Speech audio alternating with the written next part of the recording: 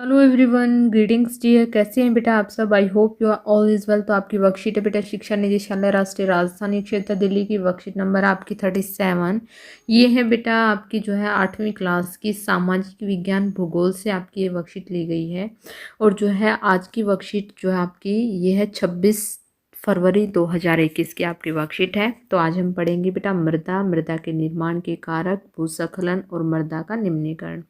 इन विषयों के बारे में आज हम आज की वर्कशीट में पढ़ेंगे। तो सबसे पहले देखते हैं कि आप जानते हैं केवल 1 सेंटीमीटर मृदा का बनने में सैकड़ों वर्ष लग जाते हैं। यानी कि जो 1 सेंटीमीटर मृदा यानी कि मिट्टी होती है उसको बनने में सैकड़ों वर्ष लग जाते हैं। तो चलिए हम सबसे पहले पढ़ते हैं मृदा।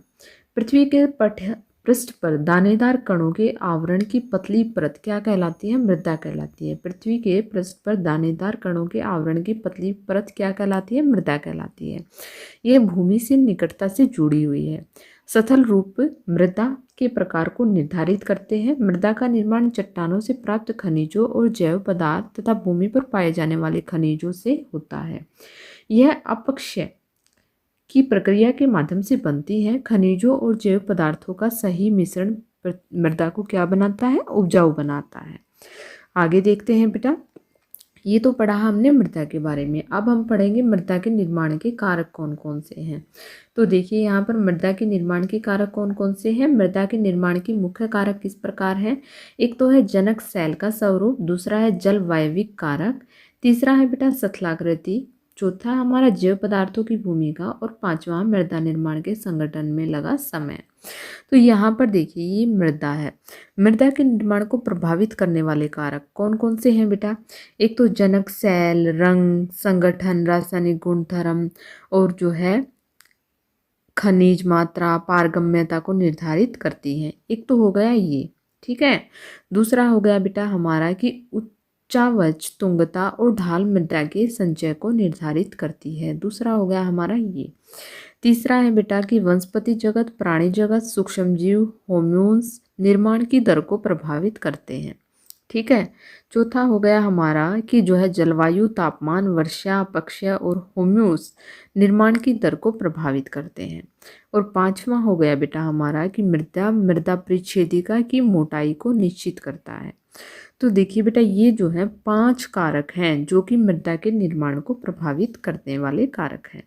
आगे है बेटा भूस्खलन। भूस्खलन क्या होता है? भूस्खलन को सामान्य रूप में शैल, मलबा या ढाल से गिरने वाली मिट्टी के वृत्त संचालन के रूप में माना जाता है। ये प्राय भूकंप, बाढ़, ज्वालामुखी के साथ घटित होते हैं। लंबे समय तक भारी वर्षा होने से भूस्खलन हो सकता है।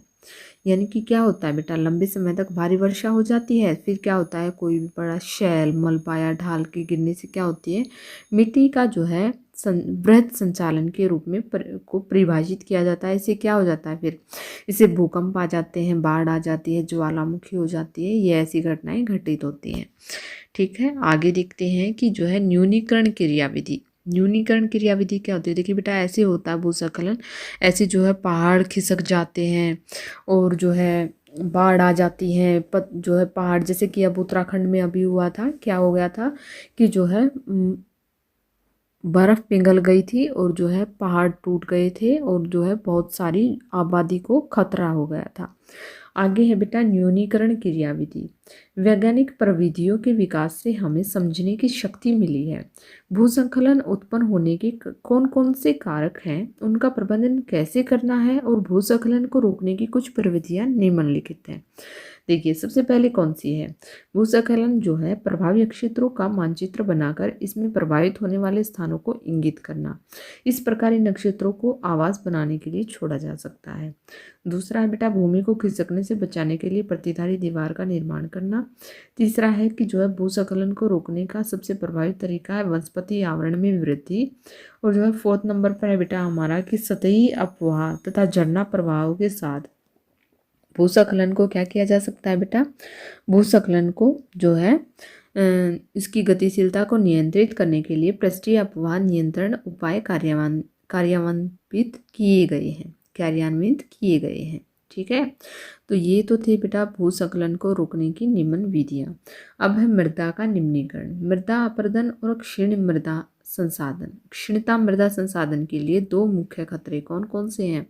एक मानवीय और प्राकृतिक दोनों ही कारकों से मृदाओं का निम्नीकरण हो सकता है। और मृदा के निम्नीकरण में सहायक कारक वनोन्मूलन, अतिचारण, रासायनिक उर्वरकों, कीटनाशकों का अत्यधिक प्रयोग, वर्षा दोहन, भूस्खलन और बाढ़ है। ये किसके कारण है बेटा? मृदा के निम्नीकरण के। आगे है बेटा वर्कशीट के बेस पर प्रश्न उत्तर। सबसे पहला प्रश्न है हमारा कि मृदा का निर्माण कैसे होता है? तो कैसे होता है बेटा? चलिए करते हैं इसका आंसर। तो हम लिखेंगे बेटा कि जो है मृदा का निर्माण, देखिए यहाँ पर मृदा निर्माण की प्रक्रिया सर्वप्रथम अपक्षय प्रक्रिया से शुरू होती है। अपक्षय या अपर्दन के कारकों को चट्टानों में विघटन होता है। इस प्रकार जल धारण करने की अक्षमता, वायु के प्रवेश आदि के कारण अंततः परिपक्व खनिज एवं जीव उत्पाद युक्त मृदा का निर्माण होता है। ठीक है, तो ये हो गया बेटा हमारे क्वेश्चन नंबर 1 का आंसर। आगे देखते हैं हम अपने क्वेश्चन नंबर 2 को। क्वेश्चन नंबर 2 क्या है बेटा कि मिट्टी के निर्माण को प्रभावित करने वाले कारक कौन कौन से हैं? कि मिट्टी के निर्माण को प्रभावित करने वाले कारक हैं बेटा, देखिए आप ये भी लिख सकते हैं। अगर आप शॉर्ट वे में लिखें तो आप इनको लिखें। अगर आप जो है आप एक्सप्लेन करके लिखना चाहते हैं तो आप इनको लिखिए। ठीक है, 1 2 3 4 और 5। ठीक है, अगर आप एक्सप्लेन से लिखना चाहते हैं तो आप ये वाला कीजिए क्वेश्चन नंबर 2 का आंसर। अगर आप जो है शॉर्ट वे में लिखना चाहते हैं तो बेटा आप ये वाला लिखिए, क्योंकि कई बार जो है कम नंबर में आ जाता है, कई बार जो ज़्यादा नंबर में आ जाता है उसके लिए आपको ये वाला लिखना पड़ेगा, और जब कम नंबर में आता है तो उसके लिए आपको ये वाला लिखना पड़ेगा। तो आप दोनों को ही अच्छे से तैयार कीजिए। ठीक है, आगे देखते हैं क्वेश्चन नंबर 3 क्या है, भूस्खलन को कम करना क्यों आवश्यक है? तो देखिए बेटा हम करते हैं अपने क्वेश्चन नंबर 3 का आंसर कि भूस्खलन को कम करना क्यों आवश्यक है। भूस्खलन की वजह से हुए नदी मार्ग में बदलाव बाढ़ ला सकती है। इससे जो है जान माल को नुकसान हो सकता है, इसलिए इसको कम करना चाहिए। इससे जो है इन क्षेत्रों में आवागमन मुश्किल हो जाता है और विकास कार्यों की गति क्या हो जाती है बेटा? धीमी पड़ जाती है। तो बेटा ये थी आपकी वर्कशीट, यहाँ पर होती है कंप्लीट। आई होप आपको समझ में आ गई होगी। अगर आपको वीडियो अच्छी लगी तो please like share and subscribe करना ना भूलें। थैंक यू बेटा, थैंक्स फॉर वॉचिंग।